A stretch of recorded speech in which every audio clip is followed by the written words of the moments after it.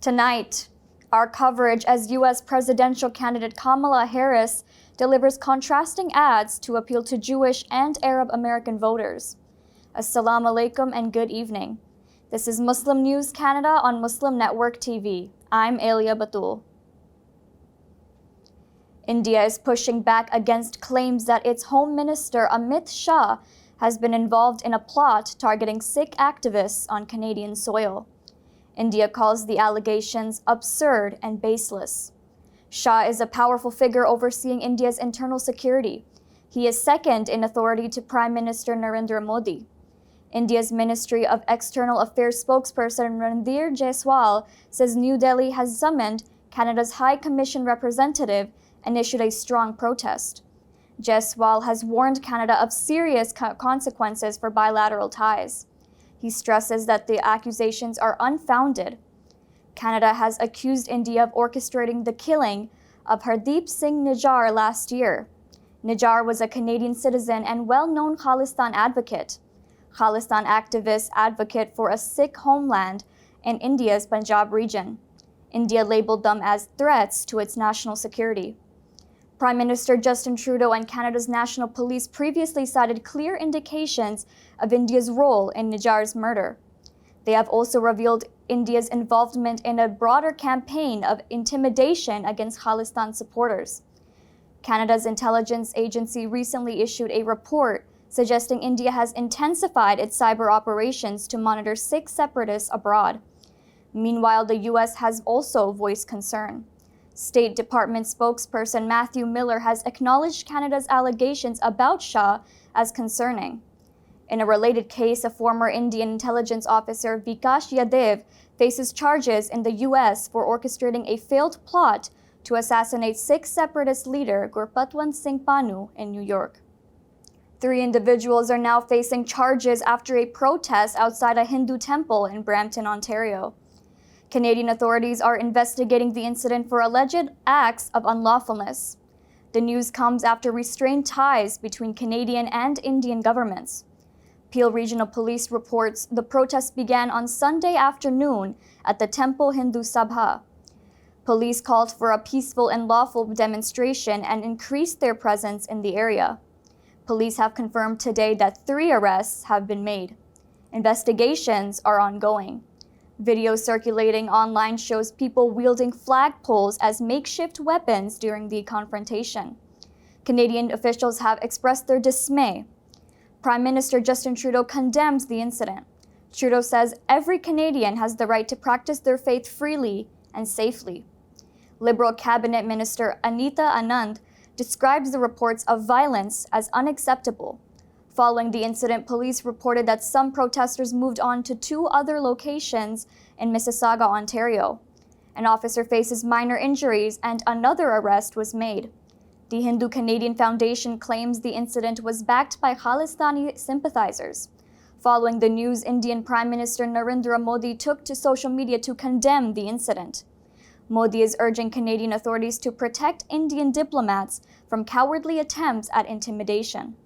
Modi says acts of violence will never weaken India's resolve.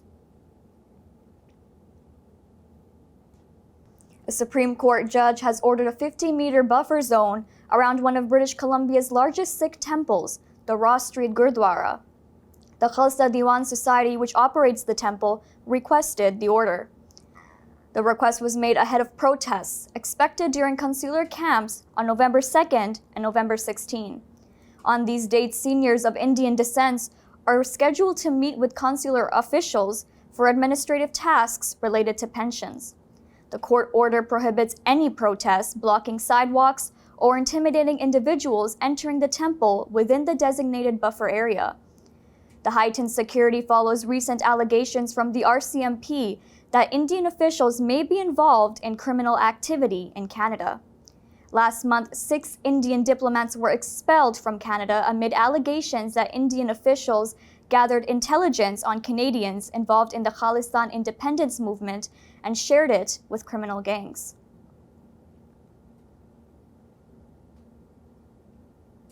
The Alberta government has introduced 3 new bills impacting the rights of the transgender community. While many in Alberta's transgender community expressed outrage, some see the legislation as prioritizing youth welfare. The first of the three bills in the Education Amendment Act 2024, it would require parental consent for youth under 16 to change their names or pronouns at school. The second bill, the Health Statutes Amendment Act, proposes restrictions on transgender treatments, such as puberty blockers for minors under 16. The third bill, the Fairness and Safety in Sport Acts, would restrict transgender women and girls from competing in female-only sports. Dr. Roy Apen, a medical professional, says the long-term impacts of gender-affirming treatment on minors could be serious. Apen says these treatments could affect fertility, bone density, and brain development. Rowan Morris, founder of advocacy group Trans Rights YEG, is criticizing the consultation process. Morris argues individuals who have detransitioned should not represent the experiences of those who continue to identify as transgender. Crown prosecutors have dropped charges against a woman accused of pulling a protester's hijab at a pro-Palestinian rally in Ottawa, Ontario, last May. The decision comes after the Crown weighed both the public interest and the likelihood of conviction. The incident involves a 74-year-old woman who approached Haifa Abdul Khalik outside Ottawa City Hall. Lorna Birnbaum then pulled down Abdul Khalik's headscarf during a pro-Palestinian demonstration. Video of the incident shows Birnbaum making a profane gesture to the camera before pulling the hijab. Abdul Khalik can then be heard shouting, "Shame! Shame on you!" Birnbaum was charged with criminal harassment, assault, and mischief by the Ottawa Police Service's Hate Crime Unit. Assistant Crown Attorney Moise Garamji says the Crown considered several factors. The Crown took into notice Abdul Khalik's chanting of the slogan, "From the river to the sea, Palestine will be free." Garamji says the slogan could be interpreted as a call for genocide of the Jewish people. The Crown also noted Birnbaum's remorse and steps taken towards accountability. She admitted her actions, offered an apology, and made a restitution payment. Abdul Khalik initially agreed to the Crown's decision to withdraw charges. She later told CBC Network she was shocked by the characterization of her chant as potentially genocidal. She compared the restriction on her chant to being denied the right to say, "Free Canada." Abdul Khalik says the incident had a significant impact on her. She says the assault forced her to leave her job and Canada out of fear. Birnbaum has declined to comment.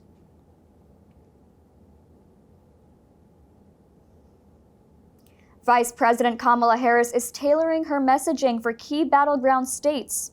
Harris is delivering contrasting ads aimed at Jewish and Arab American voters who could influence the upcoming election. The Harris campaign has released ads in Pennsylvania that highlight her commitment to Israel. On the other hand, ads in Michigan express solidarity with civilians in Gaza. In Pennsylvania, Facebook ads feature a video from Harris's Democratic National Committee speech, where she stresses unwavering support for Israel.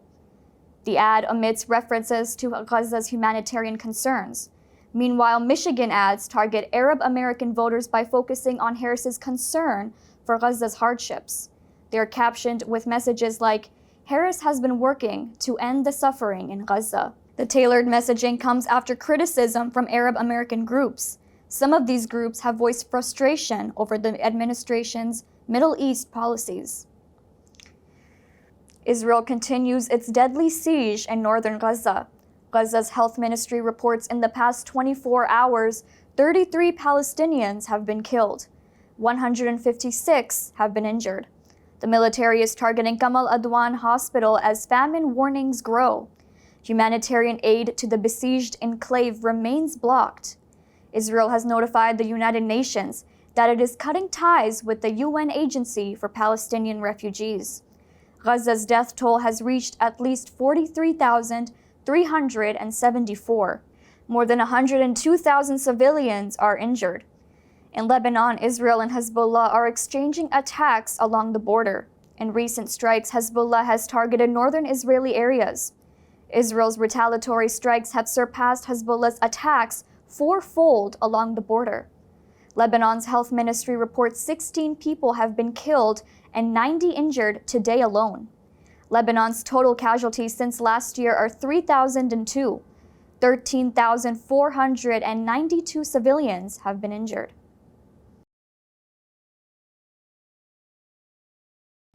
That's all from our Toronto studios.